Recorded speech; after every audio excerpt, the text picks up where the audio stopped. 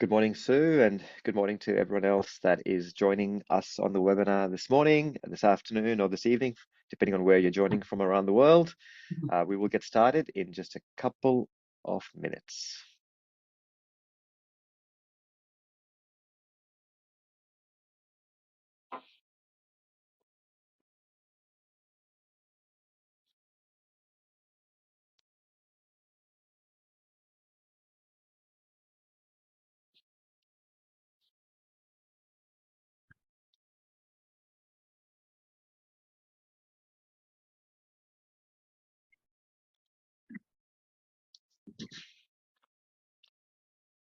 Okay, so we can see people coming in at the moment from different parts of the country. Welcome to everyone that's joined us so far. Looking forward to chatting with everyone today. Just a bit of housekeeping before we get started. We have this webinar that's being recorded, and it's in listen only mode. So it means that you can't talk as much as we'd love to hear from you. So if you have any questions, please use the chat icon on the bottom of your screen, and Sue and I will answer questions towards the end of the webinar, or if they're really pressing, we will try and answer them during the webinar.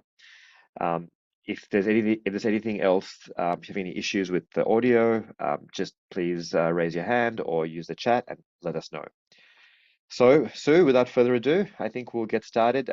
And welcome to everyone again. Really, really excited about this webinar that we have today. And I'd like to introduce you to Sue Hirst, who's the co-founder and CFO of CFO on Call. And the webinar today is 7 steps to effortless cash flow management for SMBs. And it's something that Sue and I have been talking about for the last 12 months. We met over LinkedIn. Sue is, I believe, solving a really big problem for a lot of businesses around the country. And the content that she produces, I think, is world class. And I've been really keen to speak to Sue to say, hey, let's get this content out to a wider base. And these 7 steps have been curated over probably 30 years of Sue's experience in working with businesses, running businesses, all the way from a $1 million business to a $50 million, $100 million business. And it's something which we want to make into very practical tips that you could take away and actually get value today. But Sue, without waffling on, let me let you introduce yourself for a few minutes, and then I'll give a bit background to myself after that. Thanks, AJ, and thanks for the opportunity to talk about what I think is probably the most important aspect of running a business, because if you run out of cash in your business, you're really, you're stuck, you can't go anywhere. So we'll talk about what's involved in all of that, but just a quick commercial break about CFO on Call. So CFO, Chief Financial Officer, where we sit is somewhere between, say, a bookkeeper and a tax accountant. Most small businesses have a bookkeeper and a tax accountant, but they don't often have somebody who works with side by side with a business owner with regard to financial strategy. And so that's where we fit in. And our focus is always on profit and cash flow and building business value. And where we tend to get involved with businesses is generally when they're growing. They find, they discover certain constraints. And so we work very closely with them to manage growth successfully and to also acquire the funding that's needed for growth. And we'll talk a little bit about that in this session today, why there is a need for funding when you're growing your business. And on top of the financial side, we also get quite heavily involved in the operational side of business with our clients, particularly with regard to KPIs or key performance indicators, because the non-financial KPIs are really what drives the financial side of the business. So all of our CFOs have worked in sometimes quite large businesses where, they've had a really fantastic grounding in everything that's needed to keep all these balls in the air and to make sure that at the end of the day, the business is making the sales that it needs, making the profit that it wants, and has the cash to keep the business operating and to grow. So that's who we are and where we fit into the equation. That's great, Sue. And Sue has lots of awesome stories that you'll hear during the presentation today of client stories and experiences we've had with real life examples. My name's AJ. I'm the co-founder and CEO of ezyCollect. So ezyCollect is a software solution that helps businesses, again, similar, between 2 million and 50 million typically, to help them manage their cash flow processes and systems using automation. And for me, ezyCollect is a labor of love because I ran a business before ezyCollect. It was a wholesale manufacturing business where we grew fairly rapidly. We were selling high volume products, low margin, and cash flow was the bane of our existence. We almost went bankrupt 3 times. We did all sorts of tricks to get more money or get paid faster by using things like factoring, invoice discounting, um, and hiring lots of people to help us in the process. And nothing really stuck. And we lived with the problem like a lot of SMEs do. So ezyCollect was born out of as a way to solve the problem in a really humanistic way, but using automation as well. So that's a story. We'll touch on ezyCollect briefly today, but today is really about imparting some really, I think, important wisdom to all of you. And if you like it, then we can talk further about both CFO on call and ezyCollect. So without further ado, let's get into today's agenda. So these are the 7 steps. Over to you. Yes, thanks, AJ. So the 7 steps, obviously the thing that every business owner or business needs is some clarity over their situation. And a couple of tools that really help with that is budgeting and cash flow forecasting. So we'll talk in some detail about that and what's the value of those and how they can help you. And then streamlining your receivables. So AJ is going to show us ezyCollect and how that can really help you to speed up your customer payments. And then payables, which is kind of the flip side to receivables. So, money going out to suppliers as opposed to money coming in from customers. So we'll talk about ways that you can leverage off that and slow the speed of money going out. And also controlling costs and expenses and cutting that back without causing damage to the business. And another place where money can hide is in stock or inventory and work in progress. So you have all sorts of money tied up in goods and materials and labor. So we'll talk about that. And then also pricing and discounting. So the price that you charge for your goods and services obviously has a big impact on your profitability and your cash flow, as does discounting, which we'll talk about. And lastly, sales. And you might find it interesting that I've left sales to the end, but I'll explain why when we get a bit further down in the material. So these are what we like to refer to as the cash flow impactors. So if you know what impacts cash flow, then you're in a position to manage it proactively to avoid cash flow squeeze. Fantastic. Okay, Sue, let's get into it. Again, anyone who's joined late, any questions, please use the chat or the Q&A that you have on the bottom of your webinar toolbar. But Sue, let's get into the first step. Okay, so budgeting. Oftentimes people will say, "Oh, a budget. What's it for? It's just for the bank or investors or whatever." But actually, a budget is for the business owner. It's like a roadmap, really setting out your financial roadmap for your business. And sometimes people will say, "Oh, but I can't do a budget because I don't know exactly what I'm going to be selling." And they think, "Oh, I need a bit of a crystal ball to know that." Well, your budget is actually your crystal ball. It's a black and white picture of where you hope to be, where you plan to be. It may not always work out perfectly, but the sooner you start doing a budget, the sooner you get into good habits. And your budget teaches you. You learn as you go forward.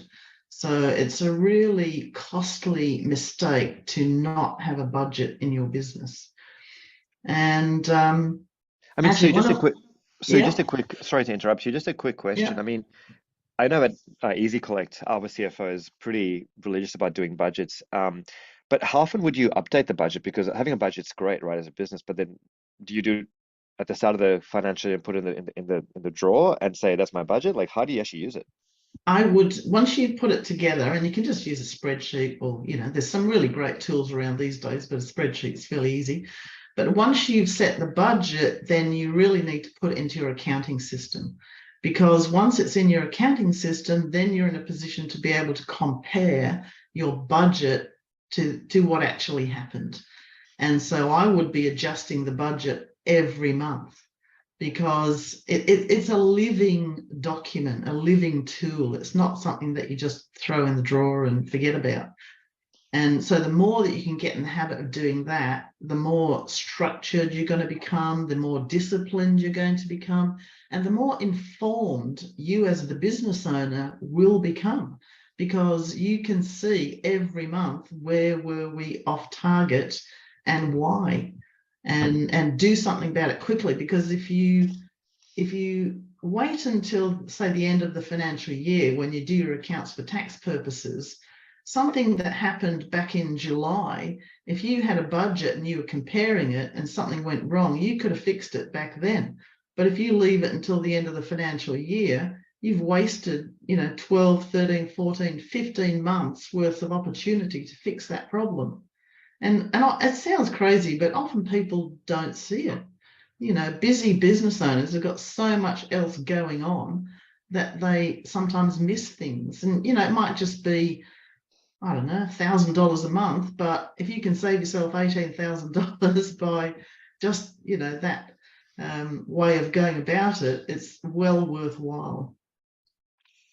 That makes sense. I think we have a little poll because I'd be really curious to see if people who joined us today who actually has a budgeting that they run.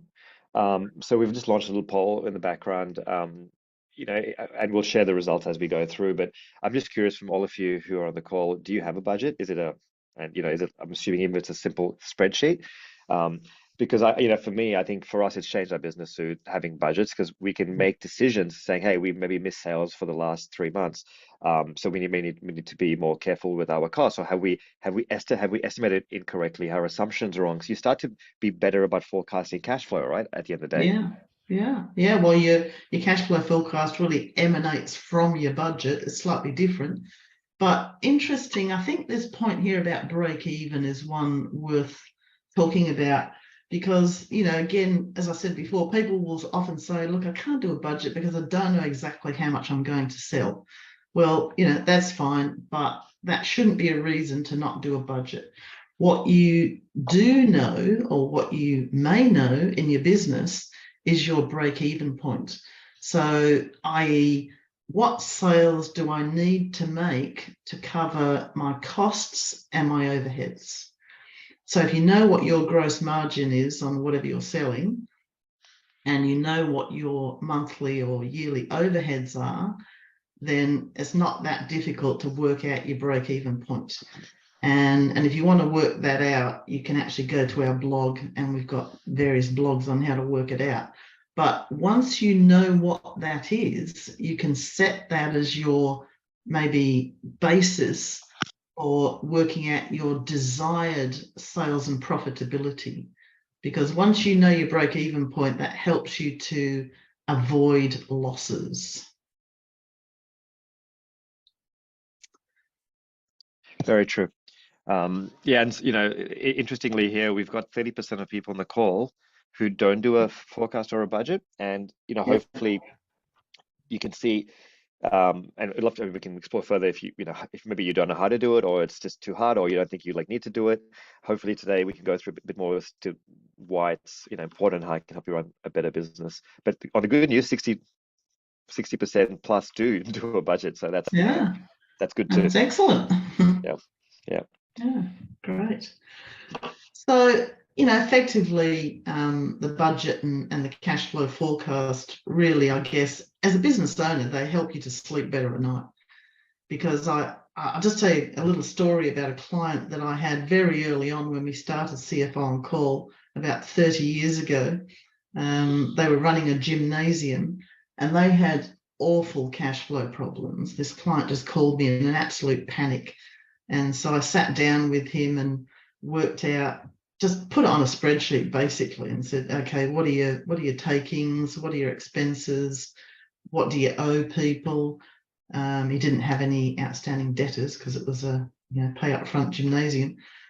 But so we just put it all down onto a spreadsheet, and then I sat down with him and worked out, what we needed to do based on what was this picture in black and white. And honestly, I reckon his shoulders went down by 3 inches when we sat and actually plotted it out in black and white and used it as a tool to get him out of the hole that he was in terms of, talking to suppliers, talking to the landlord, talking to the bank manager, setting out a payment plan. And it really helped to get him through that, what was really a horrible situation. He was looking at maybe losing his house because things had just got so out of control. So, it really can help you to feel more comfortable about the situation. And so I mentioned that, the cash flow forecast is slightly different to the budget. So the budget really just deals with your sales, less your costs and expenses and profitability, whereas the cash flow forecast looks at it from the cash in, cash out perspective. So obviously, if you're offering terms to your customers, the cash doesn't come in when you immediately make the sale. You send out the invoice and you wait some time to get paid. So the cash flow forecast takes that into consideration. And similarly with suppliers, you don't always pay your suppliers immediately. When you buy something, you get terms to pay. And there are other things that you have to factor in, like taxes and loans and So Sue, like before we move on from this slide, we've got a question here just saying, when setting up the cash flow forecast, yep. do we bring over the projected sales from the budget to the cash flow forecast sales? Yes. Yeah. Yeah, absolutely. Yeah, I think the context is a restaurant where they settle in a few days. I think that's the context of this person who's asking the question. Right. Yes. Yeah, exactly. And so, with a business that is giving terms to people to pay, even though you're starting on day one, you still need to factor in the outstanding customer payments from before that date. So, that is cash that will be coming in. And this is where, look, if you want to get really specific about it, I would strongly recommend getting a proper cash flow forecasting tool. And there are lots of really good ones around where you factor in the amount of time that your customers are taking to pay. So, you might be going to make $50,000 worth of sales this month, but if you're offering terms, that 50,000 might come in, half of it might come in next month, the other half might come in 2 or 3 months after that. So you really need to factor that properly into your cash flow forecast. Good. I think for the sake of time, Sue, we'll move on to the next step because we could talk about budgeting all day, I'm sure. I never thought I would say those words, but anyway, let's move on to step 2. Are you okay to move on, Sue, to the next Yeah, point? sure. All right. Yeah. So receivables. So this is where, in our experience, I'll have to say, this is where most of the money is. Because, lots of small businesses don't enjoy asking people for money. So, this is where we see a lot of the money sits. It's the usual suspect when we start working with a client. And AJ is going to obviously show you in ezyCollect how to really, speed that up and cut down that time that you're waiting to be paid. But I think a really great way of managing your receivables.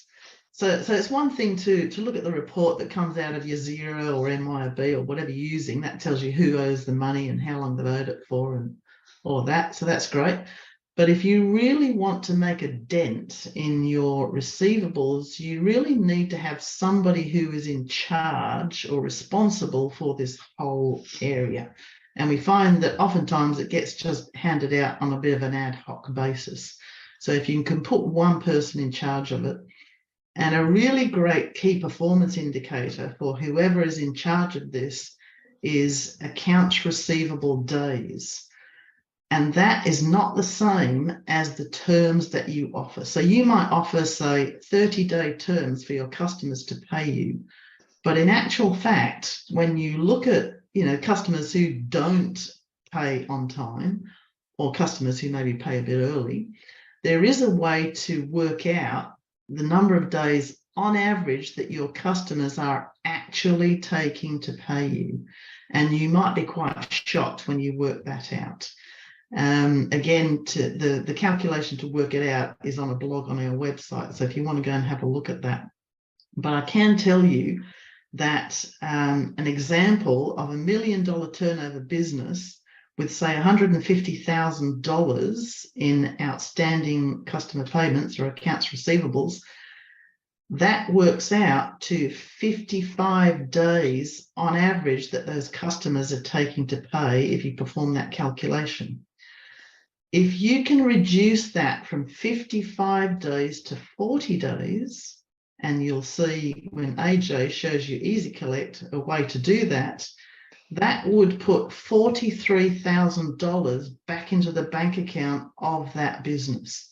That is a huge amount of money. That is a big return on investment for really focusing attention on your accounts receivable and being consistent about it, and using a tool like ezyCollect that is going to help you to achieve that sort of improvement. So what I find is that you mentioned having a person who she's in charge of the function. I think that's really important. But talking to our clients and talking to other people, that AI person starts to be in charge, and then the boss says, "Hey, can you also maybe help with some of the payables, or can you help with the bank rec? Can you help with XYZ?" And what happens is the accounts person still calls perhaps the same set of customers, but this long tail of smaller customers starts to get less focused because just of time. And it's like I find in my own experience, I would hire someone and that would be their job, but very quickly that job would be multitasked, and that person only has so many hours in the day. And it's Yeah. yeah, it's true what you're saying, but it's hard in a small business to actually be dedicated to one function. Well, it doesn't mean to say that that is the only thing that person does. I mean, you can give somebody responsibility. In fact, in our business, the person who used to do it for us was our receptionist, which sounds a bit crazy. She wasn't really a numerically minded person, but she just had a really nice style and was very polite and very focused on what she had to do. She kept good records. She didn't have the benefit of a tool like ezyCollect at the time, but she did a fantastic job of it. So, it just needs to, that responsibility might be only part of their job description. I must tell you another funny story, though, about a client who we went out to visit, and we were doing a little bit of a tour around the business, and the business owner introduced us to a few people. He said, "Oh, I'll introduce you to my accounts receivable person." So we went and met them, and the desk was an absolute mess. There were invoices in envelopes, in boxes, and just, stuff everywhere. And they just didn't seem very well organized. And then we went to meet the accounts payable person, very organized. With the accounts receivable person, we said, "Oh, when are all these invoices going out?" She said, "Oh, when I get the time." So then we went to meet the accounts payable person, very organized, tidy, everything up to date. We said, "Oh, how's things go?" "Oh, fantastic, goes great, pay everybody on time." Guess what they got? Cash flow problems. So when we're talking to the business owner, we pointed out that we noticed this bit of a difference. And he said, "Well, what would you do?" And our advice was swap the jobs. True.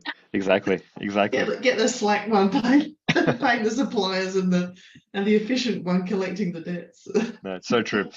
So we're getting a comment from our host telling us to go faster because we have only 20 minutes left Oh, and sorry, I'll stop we're telling only up to step stories. two. No, it's good. And look, I think these stories are actually important in sharing. Everyone's Yeah. everyone has probably similar stories, but yeah. perhaps I can, if do you want to cover anything else here on this slide? I can then go into something. No, I think Yep. ezyCollect is the solution. So let's have a look. Yeah, and look, it's not the solution for everyone. I'll be clear. And look, this is just the point of showing you ezyCollect is taking that step two of streamlining receivables and saying, how do we actually do that in a more automated way? So take about 5 minutes, right? Just to show you some ways you could do that in an automated fashion.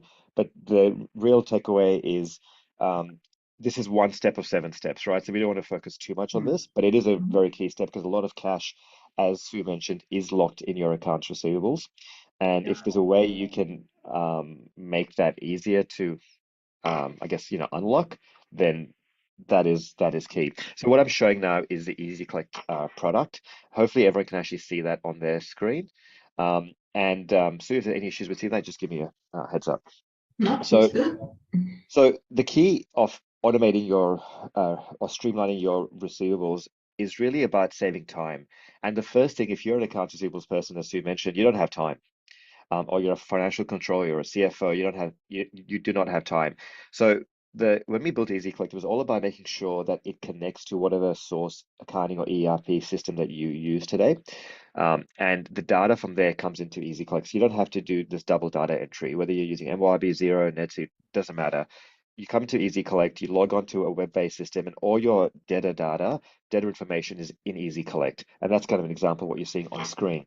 But if we just focus on a couple of key things, we talked about um, taking some of those tasks that can be automated and giving you a way to automate it. So MYB0, an example Sue said, gives you a list of all your debtors that owe you money, and that's great, right? You can see your customers that owe you money, you can see that, but how do you communicate with them? The example of that AR person's desk was very messy, Sue, and she didn't know when to send invoices.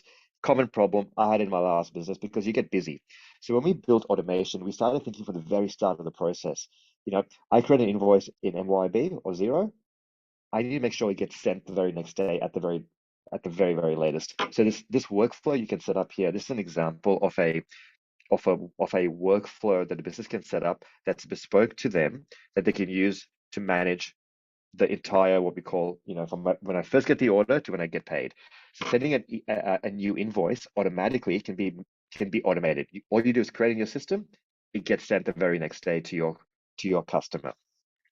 Then once you have terms, let's say 30-day terms, our system reads those terms and we know someone will be due, in 30 days from end of month, for example, if that's your terms, and we can start sending pre-reminders because we firmly believe, and this is my view, and I think Sue shares this, is the squeaky wheel gets the oil. And what I mean by that is the more you can yell and scream in a really polite, persistent, and professional way, you will get to the top of the payment queue, right? And the problem is a lot of us don't have the time to talk to all our customers, all our, say, 100, customers consistently in a professional, personal way. This is what this does that for you. So you can start sending pre-reminders, right? And all these things have to come from they have to feel like they're coming from a real person. So the way it's set up, it comes from your email address, it comes from your accounts at XYZ company.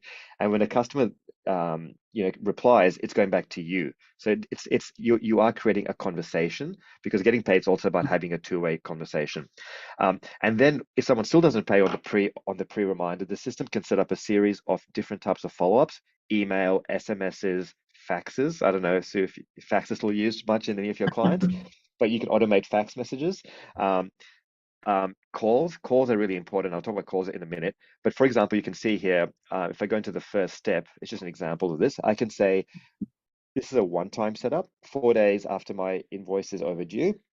Send an email to a customer. I want you to attach all overdue invoices in that email. And what you'll see here, this is an email template, and you'll see these little arrows. Those arrows are what we call merge fields, and it helps personalize the message. So it drags data from your accounting or ERP system into the template such that, and you can change this to say whatever you want. But if I just preview this to give you an example, your customer will see something that's very tailored to them based on what's in your accounting system. So you can imagine, it's maybe 8 o'clock at night. This customer is 4 days overdue. It will send them an email from you saying, "Hey, Mr. Customer, you owe us this invoice, but by the way, you also owe us these other invoices," which is really important, right? You don't want to send an email for every single invoice that's like overdue, every day. Just a real person would consolidate and say, here are my, invoices. And something like this looks really, really simple, but it's really effective because you're giving the tools to your customer now to actually pay you. And you say, hey, here's what you owe me. And if it's 8 o'clock at night, you're closed, what you can see now, we also want to reduce the barriers. So when we say streamlining your receivables, it's not just about chasing your customers, but it's also by giving them ways to pay you. So if I click this pay now button, it's going to take me to a place where your customer can pay you in a portal that's kind of, looks like your company website, right? It'll have your company logo, your name, and they can see all their invoices that they owe you real time. So if you have 3 invoices in your Xero file that are currently open to this customer, they'll see that without you having to, without them having to log in, without them having to get any extra steps, without them having to call you and ask you, can I get a copy of the invoice? Because guess what? They can click on it. They can see that you've sold some enormous rubber gloves to them. They can view the invoice. They can simply click view and they can actually view that invoice, which will come up here, right? Or they can say, you know what, that looks good. I can see that this is really overdue. And if they're feeling like they're in a good mood to pay you, they'll pay maybe one of the invoices. Maybe let's say they're a good customer. They'll pay two, but they only part pay. Look, you're still getting money in, right? It's a good thing. I click pay now, and they can pay by credit card. They can pay by bank transfer. But the really important point is when they pay, we will help you to automatically reconcile that payment in your ERP or accounting system. So you don't have to have that, manual step of having to then go back again and say, who paid me? How do I allocate that? Because our job is to streamline receivables, right? It's not just about helping you communicate to your customers. It's also about saving you time on the back end when you do get paid. The bank stuff's really, interesting. People like to pay by bank. So we give that option. And the pay by installments is giving them a way to manage their payment to you through installments. It's really a finance sort of offering. But if you ask me, and Sue, this is the goal of like ezyCollect. Our mission is actually 0 days late. Our goal is to get every customer onto a direct debit. There's no chasing ever required. And we know business to business is hard. Not everyone's going to give you their bank or credit card details and say, hey, you can direct debit me. But with ezyCollect, again, we've set up a sort of payment system where you can get your customers to sign up to a direct debit, and when an invoice is due, it'll debit them on the due date, right? And if you can do that, if you can change the culture of business payments, I think we'll solve a really big problem in the Australian and New Zealand economy, right? Where it comes to late payment, it's in the consumer world, everyone's okay with saving credit card details and whatnot, but for some reason in the business world, it's still kind of taboo to say, hey, direct debit is a thing. I know it's different businesses, more complicated. There's more exceptions to the rule, but it's one of the things that we believe in. Just a couple more quick points, and I'll go back to the 7 steps too. So with these steps, email, if someone does pay by on that email reminder that we just went through, happy days. You can configure a thank you message, which works a treat because thanking your customers is really, really key as well. But what our data shows is people don't pay on the first email always. The first 2 steps will cover about 30% of your customers. These are your good customers who need that gentle push. Actually, they're not your good customers because if they were good, they would have paid you before they were overdue. These are your not so bad customers who would have paid you, within the first 10 days of being overdue. As Sue mentioned, that the average payment days could be 40, 50 days, right? Sorry, let's say 10 days past due. But what you do need to do, and this is really important, and I believe in this, is that if you keep automating, you're not going to get the results you need. You need to talk to your customers. But instead of talking to customers that will pay you anyway, let's call the customers that need to be called. And that's what this 3rd step is. For those that haven't paid, the 3rd step is a call task, right? And this can be a 2nd step or a 4th step. It doesn't have to be a 3rd step. We recommend it to be a 3rd step. But the call task will actually schedule tasks. It'll send you an email to Bob at accounts and say, Bob, here are your customers that you have to call today because they haven't paid in the first 2 steps, and you need to do something with these customers, right? And I can come in here as Bob, the AR person, or it could be Sue, like your receptionist, right? She would come in here and say, I need to call Kovacic. I'm not sure if I'm saying that correctly. And when I call this customer, I can see what's already happened. I can see there's a call task. I can see that this customer might be a slightly higher risk customer, right? Because we have some data that we can bring into ezyCollect around the customer's risk profile based on external information that we have. any history and all the invoices that they currently have and all the contact information. And I can literally call the customer and say, hey, you know, Mr. Customer. And by the way, we still call with the phone. There's no calling through ezyCollect. We still pick up the phone, call the customer. But what we do here is we actually record our notes and we say, spoke to the customer, blah, blah, blah, blah. And the reason he's not paying is because of maybe he had an issue with an invoice, right? But he's not paying the whole account for that reason, right? Which doesn't make sense, right? Why would you do that? So you would say to the customer, sure, I understand there's a problem with a particular invoice.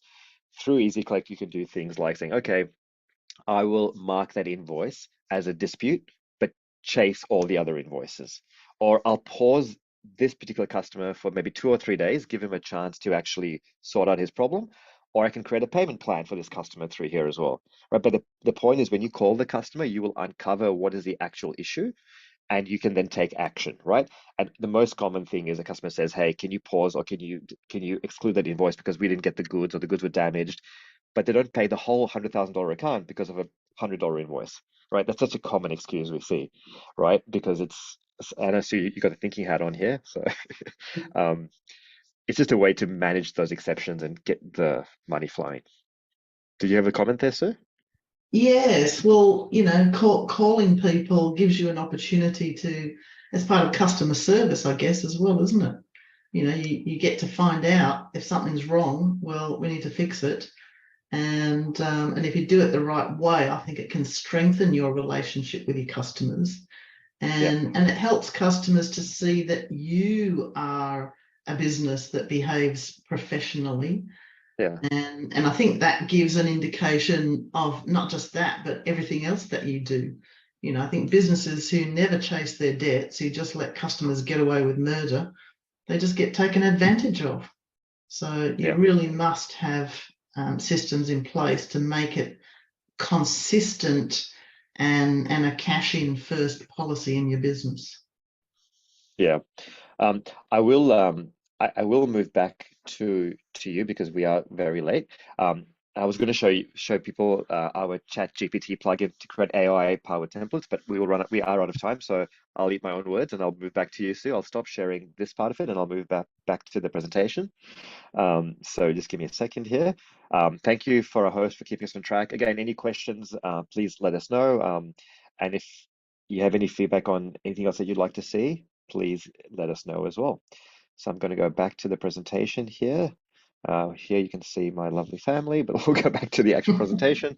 All Beautiful. right, that's step two. Look, we've covered off, part of these buttons here, but really all we're trying to say is have a consistent process, be polite, persistent, give them easy ways to actually pay you because people do want to pay you, but you've got to make it easy for them to be paid. Now, Sue, let's talk about payables, the flip side. Yeah, so payables are the flip side to receivables in that, these are people that we are paying. And and generally, suppliers are obviously keen to have good customers. And so if you are a good customer, I think that puts you in a good position to be able to negotiate the most favorable payment terms for your business. And one thing you should never do is never pay cash on delivery without asking if an account is available, because you're really giving away precious cash flow for your business by paying things too quickly. And this is a source of funds for growing your business. And I'll show you a little diagram a bit later about how that works. So, I think that's pretty much all we need to say about that one. So if we can move on to the next one to speed it up a bit. So I just think, Sue, one point on on payables Yeah. is I know a lot of businesses, like in your example, that are paying before they actually Yes. get paid, and it's something Yeah. which you run a really efficient payables and you're proud of that. It's great, but how do Yeah. we create the balance where you get money before you're actually paying? That's the golden standard, and Yeah. yeah, Absolutely. yeah, yeah, Yeah. Got to shorten that time lag. And look, expenses and costs. Obviously, every dollar that's going out of your business is money off your profit line and your cash flow balance. And I hear a lot of people talking about turnover, or we do this much turnover in our business. which is great. But what's also important is the leftover. What's actually left over at the end of the day in terms of profit for all the effort and the hassles and the headaches that you go through to be in business. And every dollar that you can save in costs or expenses is straight back onto your bottom line. So I think, in any business, and every month when you're looking at your reports, your financials, and particularly looking at your budget versus actual in your profit and loss report, you need to be asking yourself, with all of your costs and overheads, why are we spending this? Can we do without it? Can we do it more efficiently? But I think the key thing is to how I describe as cut fat, not muscle from your expenses. So, be very careful about what you cut. You don't want to be cutting things that might put your sales in jeopardy. So things like marketing, if you've got really good marketing that's working for you, bringing in good leads, helping you to convert sales, then that's not obviously something you want to cut. You can also look at fixed versus variable expenses. So, try not to get yourself tied up with too much expenses that you can't adjust as you go along. So maybe try and, for example, pop-up venues, those sorts of things. I know not every business can do that, but maybe, keep your permanent employee workforce to a minimum, and maybe supplement that with variable type resources that you can add on at times of need. Yeah, and And it's so true. It's so true, Stu. I know we're a bit over time, but it's such an important point. There's someone that I really admire from a business point of view, is a guy called Warren Buffett and Charlie Munger from Berkshire Hathaway. Um, they are professors. They read a ton of books, and the biggest thing that they talk about when you read their shareholder letters and you read their board minutes, it's always about expense management, right? yeah, Run a lean business, and you'll be a great business. Run a business that is not got fat around things we don't need. Like I think you mentioned the fish tank, right? I'm not sure if yes, the fish tank, right? If you have a fish tank in your yes, office, yes. that Yes, that's not very bad. a liquidator once told me that when he went to visit a business for the first time that was having severe problems, he said if they had a fish tank in the reception, that was a real red flag. I There you mean, fish tanks are lovely and they make everybody feel happy, but it's a bit of a sign that money is being spent on unnecessary things. go. I'm sure not everyone agrees, but at the same time, it's just all about being really lean, and I believe Yeah, that's such a key point, and that's why I think we're a bit over here. But I yeah. think this is if this one takeaway, I think this is one of the key takeaways from like today. Um, Well, and when you look at every line of the profit and loss statement under the expenses heading, I actually did this exercise in our business about 20 years ago because we were growing rapidly and things were getting a little bit out of hand. And it took me several months to do it, but I actually shaved $250,000 off the overheads. yeah, And guess where that money was coming from? Out of my pocket. yeah. So, that was a very worthwhile exercise. And I would recommend to every business owner to do that several times a year because things creep back in. And as I said before, every dollar in expenses is that you can reduce is a dollar back onto the bottom line and into the bank. So no fish tanks. That's the No message from fish today. tanks, no. Unless you've got pots of money and you're very practical, then that's great. Another place where cash can get tied up is in stock and work in progress. So if you're a trades or jobs project-based business, you have money tied up in materials and labor. But a product-based business has got stock lying around usually. So if you can start to think about that stock as dollars piled up on the stockroom floor, it makes sense to try and have it there for as little time as possible. Now, obviously you've got to have the stock there when customers are ready to buy, but you don't want it there for any more time than it has to be because that's money tied up that you can't spend on other things. And the same with jobs. We often, in fact, I'll never forget one guy years ago. He was in a trades business and he was having cash flow problems. And we said, "Oh, when do you do your invoicing?" He said, "Oh, when I ran out of cash." And I just thought, how can you run a business like that? You need to be invoicing your jobs as quickly as possible, and better still, getting a deposit and progress payments if you can. So, the faster you can speed up getting jobs done and ready to be invoiced, the better. And again, there's a metrics that you can use to measure this. So you can work out what are the average days that all of your inventory is sitting in stock, and what is the average days that all of your jobs are sitting there waiting to be invoiced. So the more you can reduce those metrics, the more cash you're going to put into your bank. And the calculation for those is on a blog on our website as well. Yep, very good. We're actually technically over time, Sue, so we'll go through the next few steps in the next 1 or 2 minutes. And then look, I think there might be a part 2 of the webinar soon.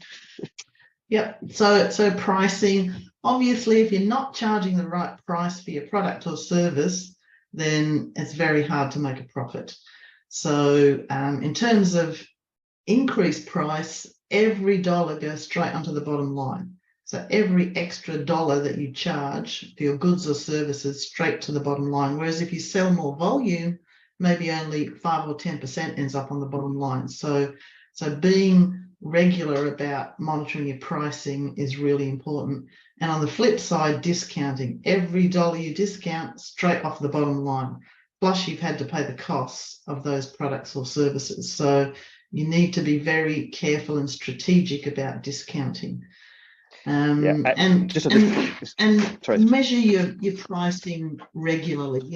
Do small regular increases, not big irregular ones, because people don't like that. Yeah. On that point, I just want to say, Sue, is if you haven't increased your prices by 7 to 10% in the last 12 months, you're actually going behind. You're falling behind, right? Because with inflation and your cost of goods, I'm sure you've done it already, but I don't think you should be scared to increase your price because your costs have gone up. And as a business owner, you need to manage that because it's something which, you're actually going behind the times, right? If you want to pay your employees fairly and you want to take care of your staff, you've got to give them the right wages, but you also got to up your prices. And you've got to make sure you're keeping in line at a minimum with inflation. So, And if you're good at what you do, customers, whilst, they may not be jumping for joy, they understand that you're in business, you've got to be profitable. They want you to keep going so you can keep supplying them. And lastly, sales. Why have we left sales to last? Most people think, sales come first. Well, they do, but the thing about sales is a lot happens between when you make a sale until when the cash drops into the tin at the end of the day. So, it's really important to focus attention on all this stuff that goes on once the sale is made. And oftentimes people think, well, if I just make more sales, that'll fix my cash flow problems, won't it? Well, actually, it doesn't always, particularly if you're giving terms to customers and you've got lots of stock and jobs in progress. Making more sales actually can make the problem worse. So if you don't get all this stuff under control and you start growing your business without the extra funding needed to fund the extra sales, you are going to probably hit cash flow problems at some stage. So I'll show you a quick diagram actually on the next slide to explain this. So this is what we call the cash flow cycle. So on day one, you buy something to sell, whether that be stock or materials on a job. And then if you give terms to your customers to pay, depending on how long the stock sits in store or the job is in progress, that could be 60 days. So you don't actually sell that stock or job until day 60. And then if you give terms to your customers you get terms from your suppliers to pay for the stock or the materials, if you've got to pay on day 31, that's 30 days of negative cash flow. So 30 days that the money has not been in your bank. It's in the bank of your supplier. And then if you give terms to your customer and they take, say, another 60 days to pay you, which is not unusual if there's no, if you don't have ezyCollect or a good debt collection process in place, that's another 60 days of negative cash flow. So that adds up to 90 days that the cash is not in your bank account. It's in the bank account of your supplier or your customer. So what you want to do is to lengthen the number of days terms that you get from suppliers and shorten the number of days that your customers are taking to pay you, so that you really reduce this 90 days negative cash flow. And why that's a problem when you grow your business is, you know, every dollar that's needed to fund these sales, the more sales you make, the more funding, the more cash you're going to need to fund those extra sales. And that's why businesses often get into trouble when they grow too quickly without putting this in place. Yeah, very true, Sue. So I think we're very close, as in we are past time. Diane, if you want to just launch the poll. Look, basically, we'd love to keep talking about this. It's a really interesting topic, and if you want to hear more about it, we can talk more as much as you'd like about it. This is, I think, a great ebook. A lot of the steps here are covered in the ebook. We'll send a copy of the webinar as well. There's a great amount of content here. So I recommend everyone to go have a look at this ebook, 7 Steps to Stop Cash Flow Chaos Forever. And, you know, I think it's not one magic bullet, as we mentioned. It's a lot of things you have to do together to actually get there. Yeah, we put a little poll out there. Look, if you're interested in learning more about any of these topics of content, just put in the poll and, you know, we'll get in touch. Sue's on LinkedIn, I'm on LinkedIn. You can reach out to us if you want to see different topics covered that are useful for you. I know there's some questions around cash flow forecasting tools. We'll get back to you on that over email, because I'm sure Sue will probably have a conversation with you to understand what you need specifically first, and we can make a recommendation, Angelo. But as far as what you need help with, you know, even if it's just an informal chat, please feel free to reach out to either of us on LinkedIn. Once again, Sue, thank you very much. And thank you to all of you who've made it here today. It's been our pleasure. And thanks, AJ. It's been great. Really enjoyed it. And I really hope that it's given people a bit of food for thought. Absolutely. Thank you so much, Sue. Yeah, and thank you, everyone else. Take care, everyone. Bye-bye. Bye. Have a good day.